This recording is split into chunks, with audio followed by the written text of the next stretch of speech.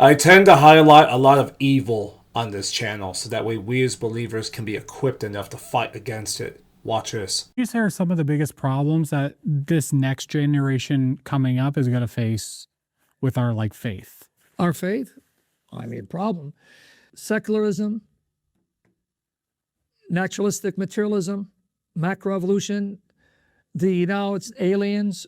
They're trying to now shove aliens down the throat like, hey, if there's extraterrestrials, that's incompatible with the belief of the Christian God. So atheism, agnosticism, secularism, humanism, New Age, because a lot of the attacks, even those that masquerade as agnostic or atheist, are pretty much New Age philosophy. In reality, serpent theology. You are a God. God is within you. Depend on yourself, Tap in within yourself. Tap into that inner strength. Well, that's Hinduism, which believes in pantheism, panentheism, that everything's God. God is part of everything. So the divine's within you. You just got to unleash it. Well, that's what the serpent said. Did God really say? You shall be like gods. Because even those who claim to be atheists, at the end of the day, they're worshiping something or someone. Either they're worshiping their own intellect, their own mind, their own will, or they're worshiping evolution. You should hear how some people talk about evolution as if it's God. You should see what evolution did. Look at the complexity brought about, almost like evolution has a mind and it's God.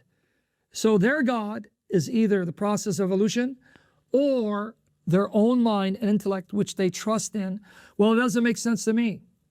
Well, so what? It doesn't make sense to you. Do you think you're omniscient? You know everything? So just because it doesn't make sense to you, does that mean it's not true?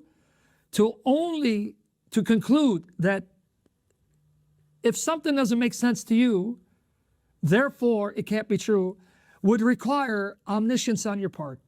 But you're not omniscient. So be a little humble and don't worship your intellect and your mind. No, you don't know everything. No, you can't explain all the mechanics of everything. No, there are things beyond your comprehension or that you don't know, so be humble. But see, what I'm saying is everything has an element of worship in it.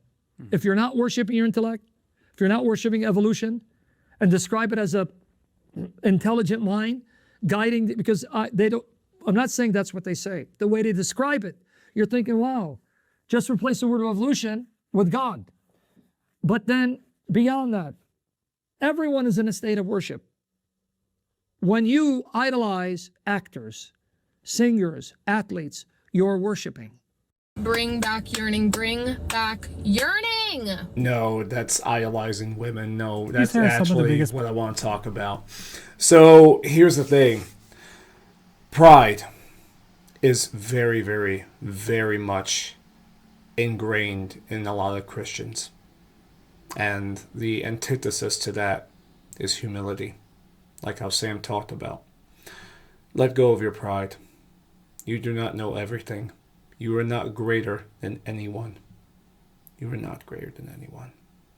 I know we just got done with Pride Month, but you have to tell yourself, I'm nothing special. I'm not the main character. I, personally speaking, I'm just a dumb sheep. I'm nothing special. I'm not even a knight in the kingdom of God. I'm just a servant. I'm just a slave. That's all I am. Nothing special. I'm not saying that to demean myself. I say that in humility. Honestly, it's just like how John the Baptist said, I'm not worthy to even tie the thong of Christ's sandals, of the Messiah's sandals. And then when he was about to baptize Christ, he said, it is I that need baptism from you. We need to be humble, because a lot of people, especially lukewarm Christians, who I am most concerned about, you are the ones that are still living a double life. And you are the ones that are still living one foot in, one foot out, living for this world and living for Christ at the same time. James chapter 4 verse 4 says, you adulterers and adulteresses, don't you realize that having friendship with the world makes you an enemy of God? Let go of the world. Follow God's word intimately. Follow Christ intimately. Humble yourself to your great shepherd, my great shepherd, our great shepherd. For we are a lost set of generations. Because if we decide we are wise in our own eyes, we're going to turn to the right hand and to the left. And we're not going to follow our shepherd straight ahead towards the kingdom of God. And I'm very, very terrified for a lot of my brothers and sisters that are dealing with pride, that are dealing with lukewarmness. I need you to be on fire for our great King, not just lukewarm. I pray humbly that you can turn away from this wicked world. Why do you want to be a part of this wicked world? Let me ask you. A world so wicked, dystopic, and satanic it put an innocent, sinless, perfect man to death in the worst way imaginable. Why would you want to have anything to do with this wicked world? Why? I used to be like that. Why do you think I'm saying this? But here's another thing I want to mention. Aliens being seen as extraterrestrials. The government wants to highlight it, saying it's going to be a threat to the faith of Christians. Don't they realize that the aliens are actually just fallen angels making their presence known? Just like, I don't know, Genesis chapter 6. Literally the book of Jude. Chapter 1, verse 13 to 14.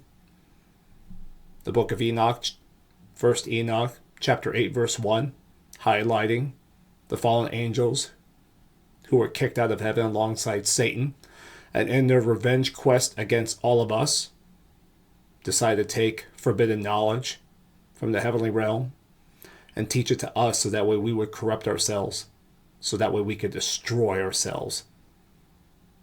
Witchcraft, sorcery, abortion, knowing how to make swords, knives, and shields, knowing how to cut roots, apothecary, to make potions, drugs. The list goes on and on. We need to be careful. We need to turn to God's wisdom. We need to be in His Word every single day, and we need to focus ourselves on our great King, because this world seeks to take us away from our great King. Anything to keep us away from Christ. Doesn't matter if you're a Hindu.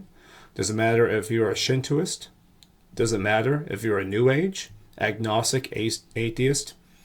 Doesn't matter. Anything but the true God, Yahweh. If you are separated from Yahweh, Satan wins. And I don't want anyone to give that complete loser, that sore loser, Satan, any victories more than what he's already taken. But here's the thing. Let me take back what I said. He's already lost. Because he can never be forgiven. That's why he hates us so much. That's why the fallen angels hate us so much. They can never be forgiven. They've already lost. All they're trying to do is bring as many down to hell along with them before their time is up. And that's why they're working so hard, because they know their time is up. But we, if we turn to the Son of Man and we believe in Him, we can win. We can win. But we need to humble ourselves. I pray you're willing to do that. I pray that you're willing to see the outstanding amount of evidence for Jesus Christ and the resurrection, and why you should put your trust in Him. Seek it out. Don't just take my word for it. Do your own due diligence. And good luck. I'll be praying for you. Thank you all so much for watching. Please subscribe. I thank you for the support, and I hope you all have a blessed day. All glory to my great King. Take care.